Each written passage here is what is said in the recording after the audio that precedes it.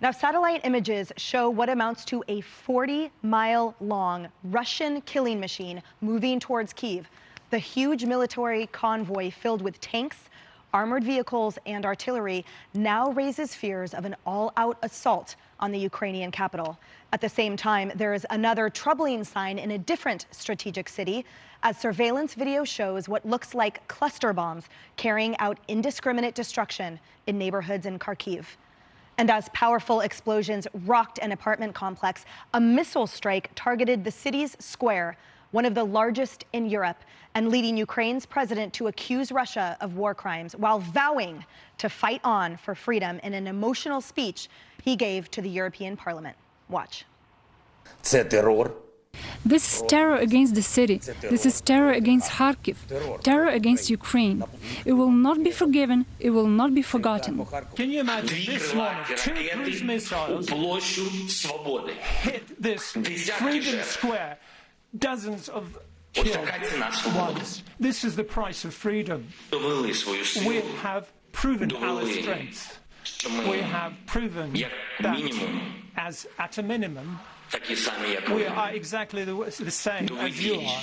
So do prove that you are with us. Do prove that you will not let us go. Do prove that you indeed are Europeans. And then light will win over death, and light will win over darkness. Glory be to Ukraine.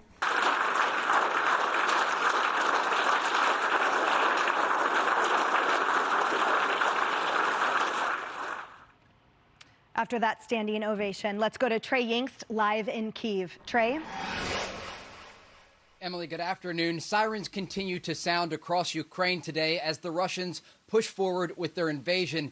In Ukraine's second largest city of Kharkiv, 2 cruise missiles hit a public square, Freedom Square, killing an unknown number of people. Officials calling that a war crime, with Ukrainian President Volodymyr Zelensky saying it was undistinguishable from a terror attack. Now, this also comes as the Ukrainian capital of Kyiv today took missile strikes. Earlier this evening, a television tower was struck by a Russian missile, killing at least 5 people and sending more civilians underground to wait in shelters. Those who can't shelter in place and have the resources to go west are doing so. We were at the train station today as many families said goodbye. Take a look. A familiar scene unfolds in the Ukrainian capital. Uri Gretsenko says goodbye to his daughter and granddaughter. They're evacuating to the city of Lviv, near the Polish border. We need to leave our homes to make our children safe. I never thought it would be like that. It's not a joke, but hell. Like thousands of Ukrainian men, Uri will stay and fight as the Russian invasion continues. My family, my daughter and granddaughter are leaving. I'm staying as I'm in the territorial defense. People here are running out of time. There's a real understanding that Russian forces could surround the city in a matter of days. So the central train station in Kyiv is a major evacuation point for people looking to go west. The mood here is tense. There are checkpoints set up across the city. Ukrainian soldiers looking for Russian saboteurs, hoping they can block the roads before that big convoy of a nearly 40-mile-long load of Russian troops, artillery, and tank units comes to this city. Emily? Trey, in addition to that harrowing footage you've been showing of the attempted evacuations and of the family saying goodbye, we also have video showing unarmed Ukrainians challenging Russian soldiers and telling them to go home. Let's play it. We'll get your thoughts on the other side, Trey. Что, стрелять будете? Давайте, у меня нема ничего. Давайте, что такое? Вы ж братья долбаные, давайте. Давайте, что? Вы ж без оружия, вы ж любите это, давайте. Бандеровцы нахуй пришли, да? Давайте, пацаны! У нас земли на всех хватит. Давай!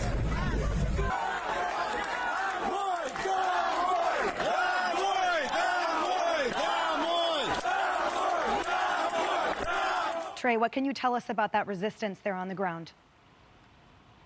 You see these videos of incredible bravery by the Ukrainian civilians, not only here in the capital of Kyiv, but across the country. People standing in front of tanks and armored vehicles. They're willing to risk their lives, asking these Russian troops, why did you come here? It's the question on the minds of so many. Those who can fight are doing so, civilians and soldiers alike, getting as many weapons as they can, appealing to the international community for help and digging their heels in. Emily?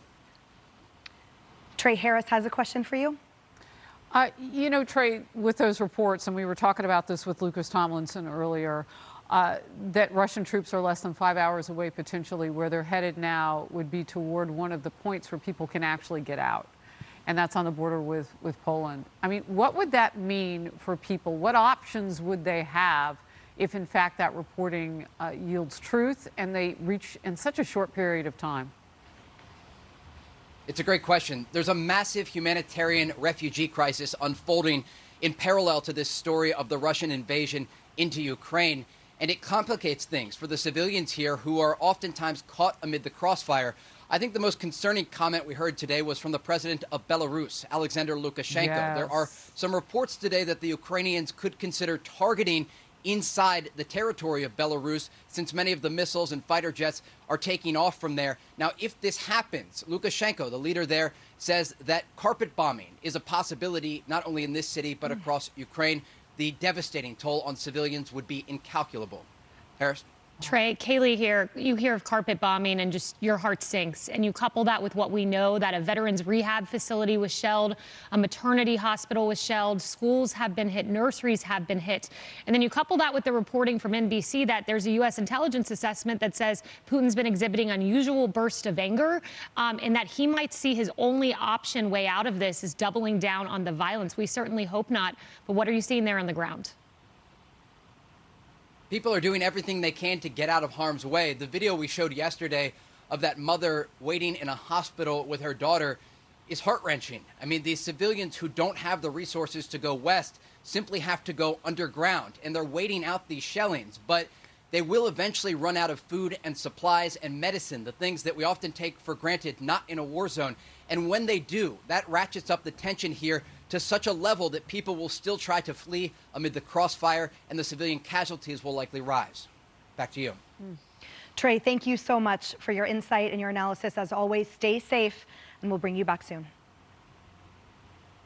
Thank you. Bringing in the rest of our panel now. Joey Jones, what does that 40-mile-long convoy mean tactically, strategically? What does it really mean for those in the ground? Yeah. Thanks for asking me that question, Emily. And I actually want to address a couple of nomenclature things so people at home understand why these things are important as I get to that 40-mile convoy. First of all, the idea of using a thermobaric bomb, that's something that's been talked about all morning, that's been accused of a potential war crime, using it as a bunker buster. Let me explain what that means. That essentially means this is a sophisticated bomb that without any further explanation will set the air on fire. And what does that mean? It means that it can incinerate you from the inside out when it blows up. It sets the air in your lungs on fire. It sets the air around you on fire, and it does it through sophisticated means. So they call them bunker busters because if Ukrainian soldiers or even diplomats or government officials are hiding in bunkers, if this bomb can penetrate down into a cave, it can set the air in that cave on fire and incinerate what's in it. They're ruthless. They're similar to our mother of all bombs. They're all over the world. I've talked to a buddy a few minutes ago who's taken a bunch of them apart. The second nomenclature I want to talk about are cluster bombs. Cluster bombs are bombs that break apart in the sky and turn, or as they're flying from artillery or from a plane, and they turn into dozens, if not 50 or 100 small bombs. They're designed to blow up vehicles. They're actually an anti-tank munition is what is inside of them. But the reason why this is important is they have so many mechanisms within them that if they don't go off when they hit the ground, they can go off indiscriminately. You can pick one up and it'll go off. Kids could pick one up and it would blow up. It's just very ruthless. And these are things that are designed for conventional military, not to be used in an urban terrain. And so when we talk about these types of munitions, why it's such a shock is they really are indiscriminate, and the way they kill is very ruthless, and it's something that should never be used in this setting where Ukraine isn't even mounting an offense against Russian troops. It's fully offensive. Very fast follow-up, Joey. What is the range of that hyperbaric bomb, the one that sets the air on fire? If it's dropped in a city without a cave, will it go forever? No, it's big, but it depends on the size and type. You can employ such a bomb in different ways, from a helicopter, from an airplane. I believe from a helicopter, from an airplane. I don't know there's a ground-to-ground version, but they make them in different sizes because they're used for different reasons. And you put one into any kind of civilian residential building, it's a really bad day. Yeah, it's a good point to make that distinction, because people have heard the mother of all bombs.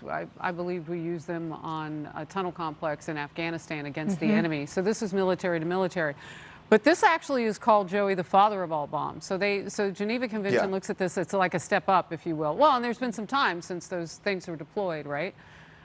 So the technology has changed a little bit. But when you use that on a civilian population, I'm thankful of your knowledge today, because no one has described it as well as you, of what it does to the human body, and why the Geneva Convention would never allow this, and why they would see this as a war crime, that it would be used on a civilian population in a hospital or wherever it would be. You can't get away from it. There's no excuse for it in this setting, in my opinion, and that's what makes this so ruthless. We have a lot of our viewers that are confused, and I think we should admit in this moment, there's a lot of propaganda out there from both sides. I reported over the weekend about the Snake Island 13, that they were dead. Now there's a report that they weren't. But I think what I want to say to our viewers is they didn't have to die for this to be an unjust war. They didn't have to die for their defiance to be inspirational, and it's not our job to report propaganda from either side. We're just trying to show our viewers the potential of what's happening in Ukraine. Bringing in Rebecca now, you have proposed that the U.S. leads a massive NATO exercise. Tell us why. Well, thanks for having me. I think at this point, just what Joey just explained to viewers, I think is so critical, because I think the next several days are going to be horrific, the images coming out. So even as we keep soft hearts and have compassion for what's going on, we need to have tough skin and strong minds, because what I'm fearful of is that this war could escalate further outside the borders of Ukraine.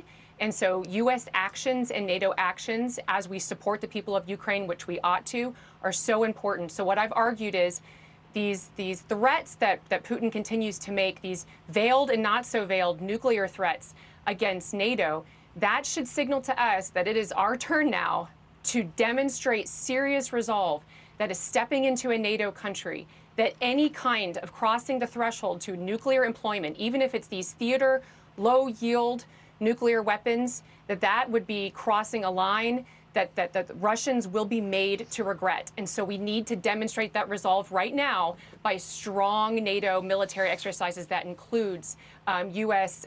Nuclear delivery systems in those exercises. Right. Great discussion, guys. Moving forward,